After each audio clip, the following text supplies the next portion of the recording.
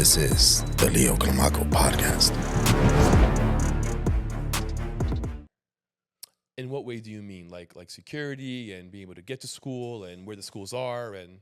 We don't control any of that, but just the quality of our public education system. Got it. So we are now an A-rated public school district in Broward County, but the schools in my district lag that A rating. They are C schools. So there's the people that still feel like Right. those schools aren't for them. What's required to turn that into an A school? I am not a school board member, so that is certainly beyond my the scope of my work. Right. But I do spend time talking with principals at the schools and trying to support them as a city and building partnerships. Those partnerships are important to me. While we don't fund any of it, it's important to understand what's working and what's not for them so that Be on the I same can then be an page. advocate for Right. them. One of the things that I think is really important as a city commissioner is to be an advocate for your city wherever you need to be.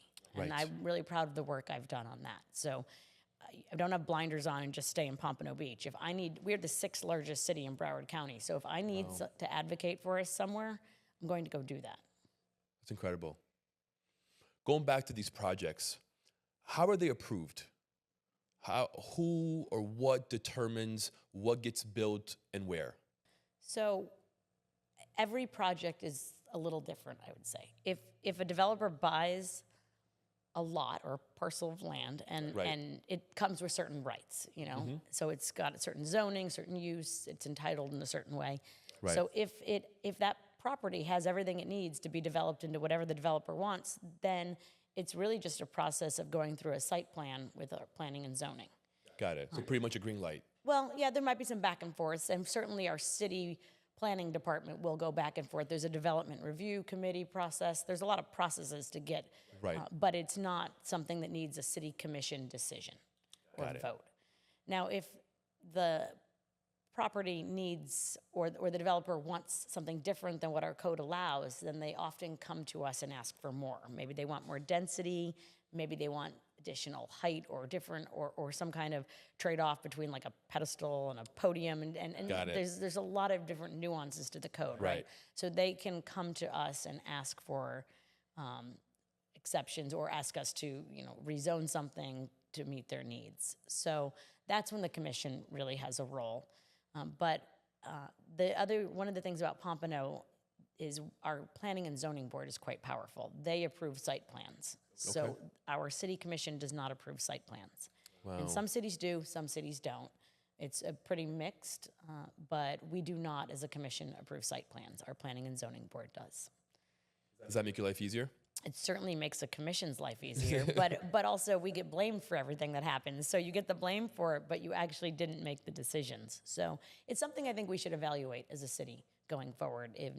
I'm going to do some benchmarking of cities of similar size in our county to understand what they do. Because maybe it's the smaller cities that have commissions approving site plans, but we need to see the data. There's the engineer. What is your day-to-day like? So I spend a lot of time on this job. It's technically considered a part-time role, but I've turned it into more than a full-time job. There's a lot of need and a lot of events. Like I said, going wherever I need to promote Pompano. Right.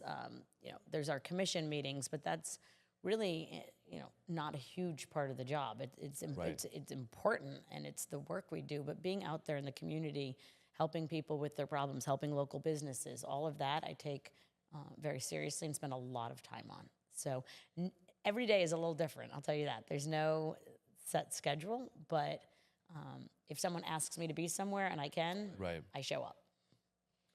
Are you someone that's like routine-based? Do you have a structure in the morning or at night? So I have 2 young kids. How old? They're 7 and 9. So that leeds to I don't know. There's some structure obviously that goes with being a I have parent 2 small and a kids family. also. How old are yours? I have a 5-year-old next Tuesday and a 2-year-old. Okay, yeah. There you go. So there's some structure with being a Yes, parent for that, sure. that happens. You know, we get up 6 every a.m. morning. wake-ups. Exactly. I get up very early, and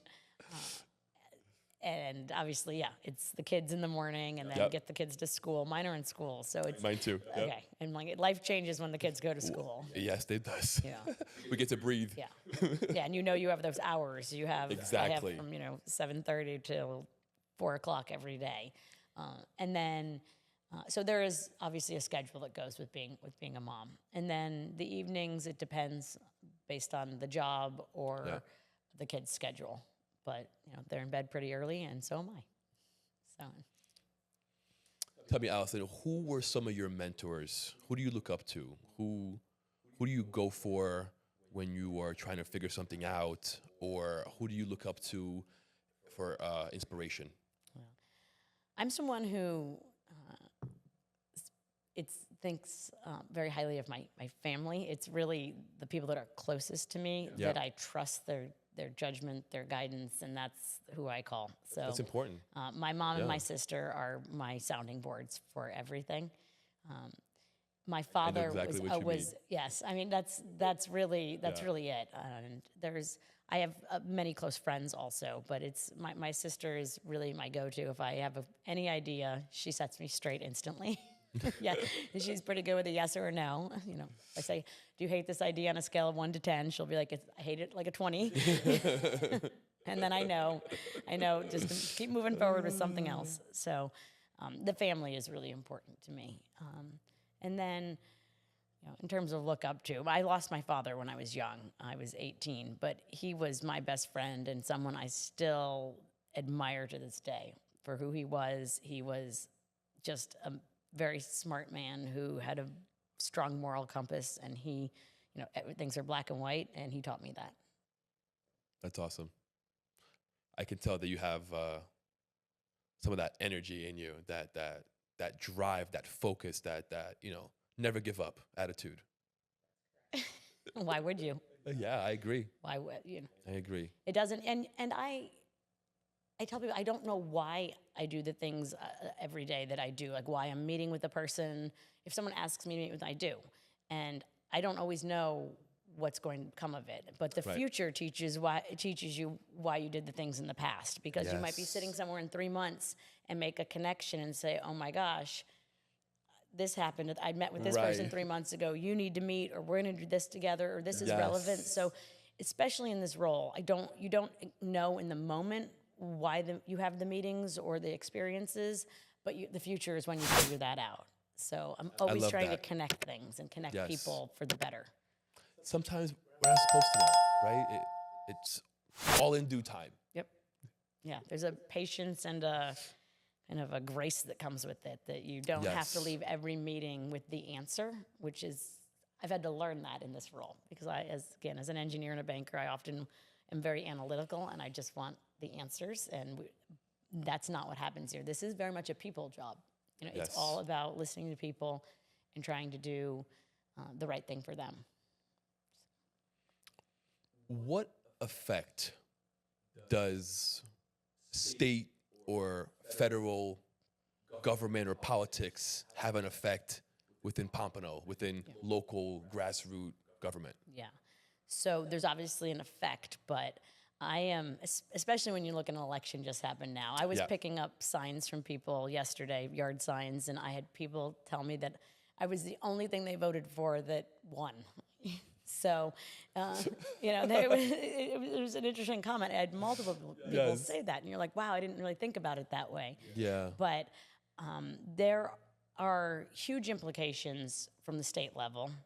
And as you get further removed, I think there's less. But I wrote an op-ed in the Sun Sentinel back in March before the spring elections called Vote Local. And I think it's so important for people to pay attention to what goes on locally, because Extremely. those issues impact your life more every day than anything at the federal level. So true. Especially when we have divided government at the federal level, which doesn't Right. look like we're going to have right now. But Right. but still, everything is so far removed at the federal level from your day-to-day life. But if Right. you have issues with your trash, speeding on your street, the color of the water coming out of the tap, the development, any of that And all of that is at the local level.